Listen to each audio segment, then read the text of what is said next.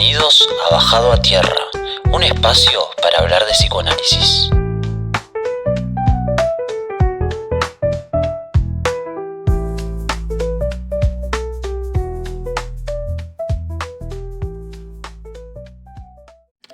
Hoy vamos a profundizar en el caso de Aimé, uno de los casos más estudiados y analizados en la obra de Lacan. Este caso no es solo una historia clínica, sino una puerta a entender cómo funcionan ciertos aspectos de la psicosis desde, obviamente, la perspectiva de Lacan. Primero te voy a contar un poco la historia de Aimé en detalle, si en lo posible, y después vamos a ver cómo Lacan analiza este caso para desarrollar sus conceptos fundamentales, ¿no?, sobre la psicosis. Vamos a hacer varias partes. La parte 1 va a ser la vida de Aimé y el contexto de sus delirios.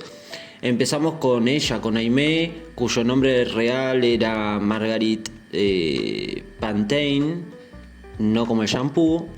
Nació a principios del siglo XX en Francia, en una familia marcada por la inestabilidad emocional y económica.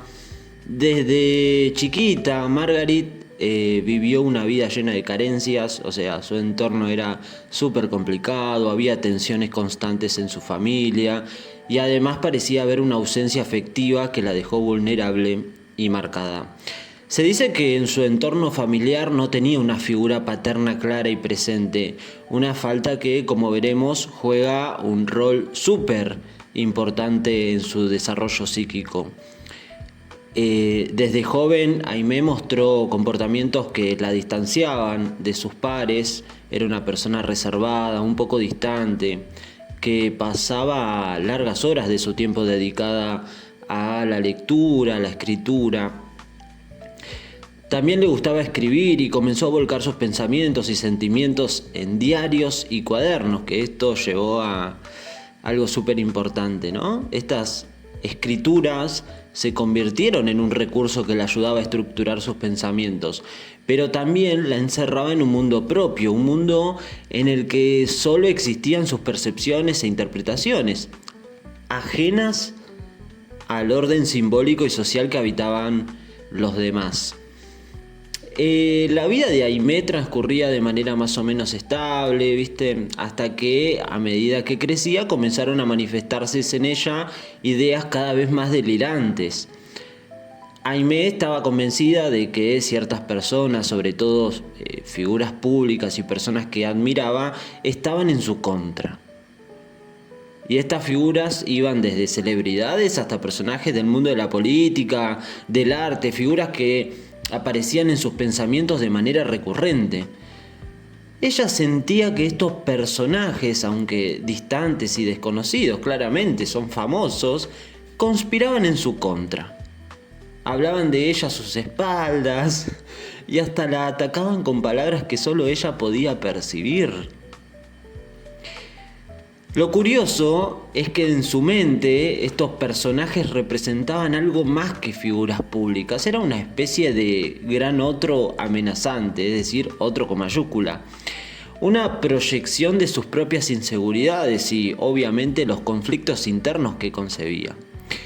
Aimé experimentaba una profunda mezcla de atracción y odio hacia estas figuras. Por un lado, las admiraba profundamente como si representaran algo que ella deseaba alcanzar o algo que le generaba un ideal, pero al mismo tiempo las temía y creía que estaban en su contra, interpretando cualquier signo o gesto como una amenaza.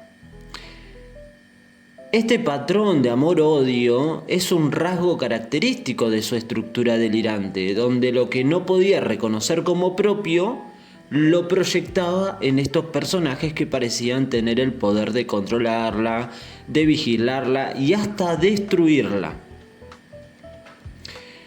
Vamos a separar esto ahora como una parte 2, donde vamos a hablar del desarrollo del delirio y del delirio literario, palabra importante. Aimee comenzó a escribir más sobre estas figuras y la relación que ella creía que existía entre ellos y su propia vida, ¿no? En sus diarios y escritos detallaba ella minuciosamente sus pensamientos y delirio, describiendo cómo estos personajes influían en sus sentimientos y en sus decisiones, ¿no? Este proceso de escritura, lejos de ser una simple afición, se convirtió en un espacio en el que volcaba sus angustias y delirios. En lugar de ayudarla a organizar su realidad, sus escritos empezaron a reforzar esos pensamientos delirantes. Reforzar, me suena a conductismo operante. Y acá crea lo que Lacan llamó el delirio literario, ¿no? En este delirio literario, Aimee encontraba una manera de estructurar su mundo, pero de forma distorsionada, ¿no? Escribía en sus cuadernos como si las figuras de su delirio realmente interactuaban con ella, ¿no? Como si fueran personajes en una novela que ella misma estaba protagonizando. La escritura, entonces, no era un canal de expresión común y corriente, sino una extensión de su delirio. Estos escritos estaban cargados de simbolismo, de ambigüedad, ¿no? Y es como si a través de ellos Aimee intentara darle forma a algo que la desbordaba. Así, el lenguaje, en vez de ayudarla a acercarse al orden simbólico, la encerraba en ese mundo propio, ¿no? El mundo de ella, que no tenía salida. Ahora vamos a la parte 3, donde es el episodio del intento de agresión y se pone súper interesante. Porque todo culminó en un evento trágico, inesperado.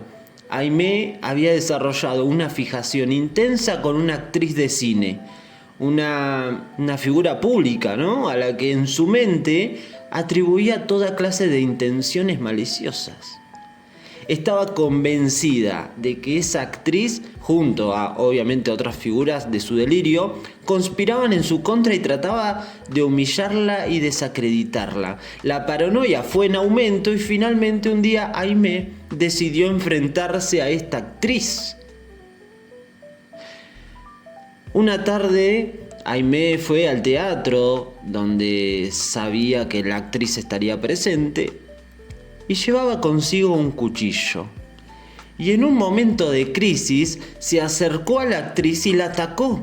La atacó con el cuchillo.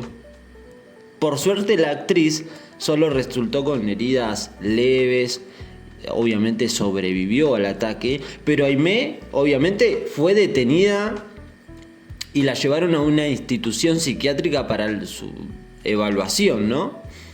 Y este evento marcó un antes y un después en la vida de Aimee, quien en su estado delirante justificaba su acción como un acto de defensa ante la persecución que ella sentía en su cabeza.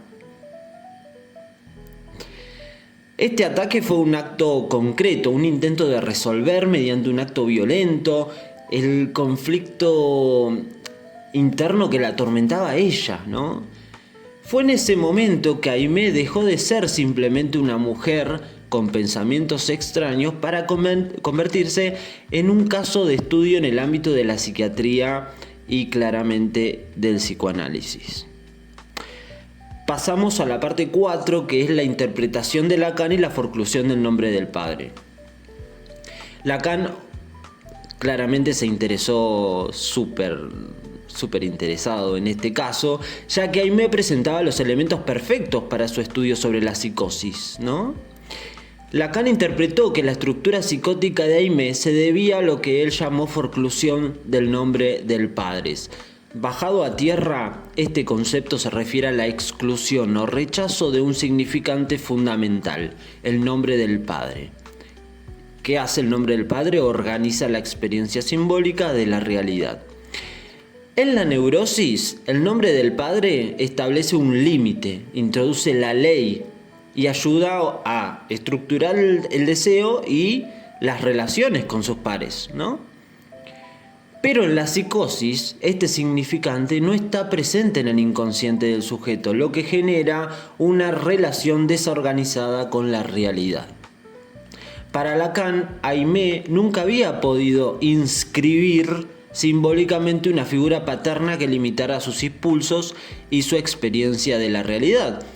Esta falta de escritura simbólica era la raíz de su psicosis y la llevaba a percibir un entorno de manera fragmentada, ¿no? Sin una barrera que le permitiera protegerse de sus ansiedades.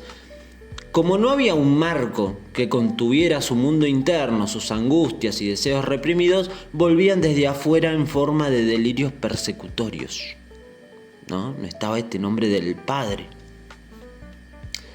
Y la parte 5, vamos a poner el rol del otro, del gran otro, y el retorno en lo real. Y vamos a tratar de explicarlo bajo la tierra. En el caso de Aimé, el otro con mayúscula, esas figuras públicas que ella idealizaba y temía, se convirtió en el escenario de sus delirios. El otro con mayúscula en psicoanálisis representa el espacio simbólico, el lugar donde se organiza la ley y el lenguaje, ¿no? Pero para Aimé, este gran otro era una fuente de amenaza constante, un lugar de un espacio de contención. El gran otro era algo amenazante, lleno de personas que la atacaban, que se burlaban de ella, que la seguían, que le perseguían, todo. Y este es un aspecto que es clave en la teoría de Lacan sobre la psicosis. Lo que Aimé rechaza, o sea, el nombre del padre, retorna en lo real, pero lo hace de manera distorsionada, bajo la forma de estos personajes que la persiguen y la atacan. Este retorno en lo real es una característica central de la psicosis, ya que el conflicto que no puede ser simbolizado vuelve a la experiencia concreta del sujeto, en este caso como una paranoia que la atormentaba a ella.